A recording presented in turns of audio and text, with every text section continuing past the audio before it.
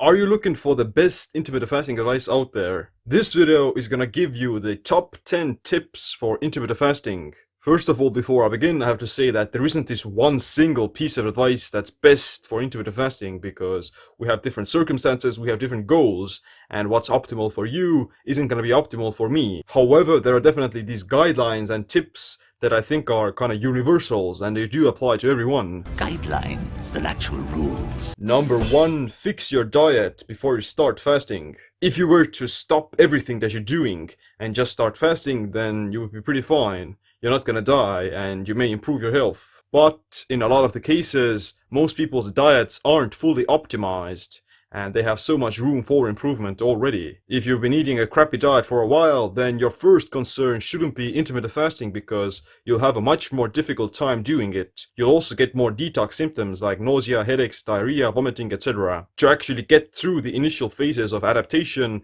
then you want to clean up your diet as soon as possible, so that you would have a better time and easier time doing it. Number 2, make intermittent fasting sustainable. Don't think of intermittent fasting as a crash diet or a quick way to lose a bunch of weight. That kind of a mentality will create behavioral issues and eating disorders. Instead of being this all or nothing faster, you should think of how do you make it more sustainable and part of your long-term lifestyle. Most people are doing either the 16 and 8 fasting, warrior diet, or 1 meal a day. Those are great examples of sustainable and consistent fasting routines. Number 3, frequent long fasts. However, it's still a good idea to have these longer fasts quite frequently. If you were to fast for 10 days once a year and eat regularly the rest of the year, you'll end up with only 10 days of fasting. If you were to have a 3-day fast every quarter of the year, you'll end up with 12 days of fasting. If you were to have a 48-hour fast every week or two, you'll end up with 30 to 50 days of fasting. Slightly shorter but more frequent 48 to 72-hour fasts are more effective, and they're more sustainable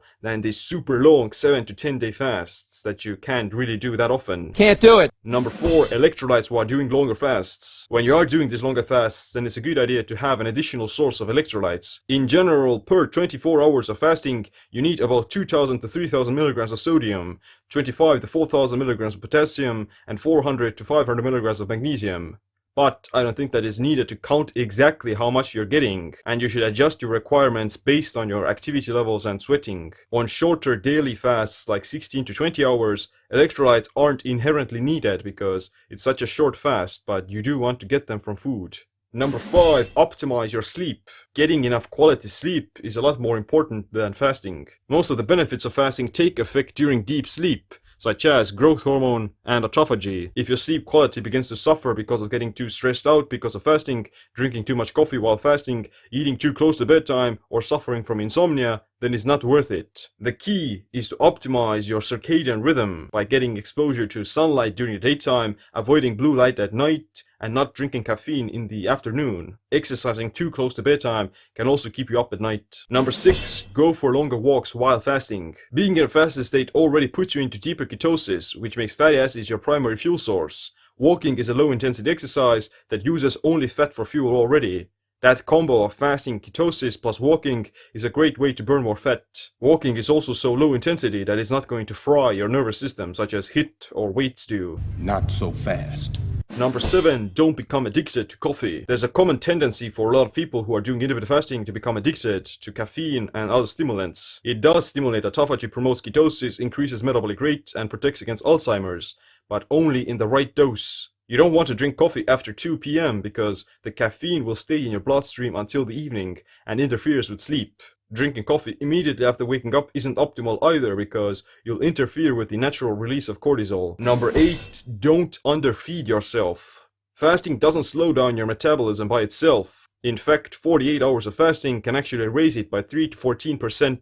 Metabolic adaptation occurs because of crash dieting, prolonged periods of low-calorie intakes, overtraining, low thyroid function, and just eating too little food. Fasting itself doesn't affect this directly, but if you're fasting and eating too little calories, then of course your metabolism will eventually get slower. You can easily avoid that by keeping your calories higher and just eating the same amount of food in a smaller window. For fat loss, you still need to be creating a caloric deficit in some way, but you shouldn't drop your calories extremely low and stay there for too long, because it will just slow down your metabolism. That's why it's important to still nourish yourself if you break the fast, and also have refeed periods. Number 9, become keto adapted. To prevent muscle catabolism, brain fog, and hunger cravings, you want to get into ketosis while fasting as soon as possible. It's just going to make things much easier. Keto adaptation refers to your body's ability to swap in and out of ketosis and use fat as a source of energy. It's not the same as being in ketosis, but you would need to spend significant amount of time in ketosis to become keto adapted.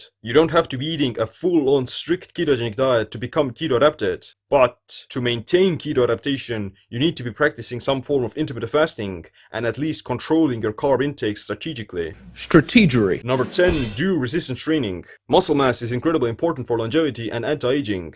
Many age-related diseases are linked to muscle loss. Having more muscle will make it easier to lose weight, do your daily activities, be more insulin sensitive, have more confidence, and feel better. If you're just fasting and not doing resistance training, then you'll end up losing lean muscle tissue because fasting is a catabolic stressor. You need to counterbalance that with enough anabolism and stimulus for muscle growth. Otherwise, you may experience accelerated sarcopenia in which your muscle tissue gets swapped out with fat.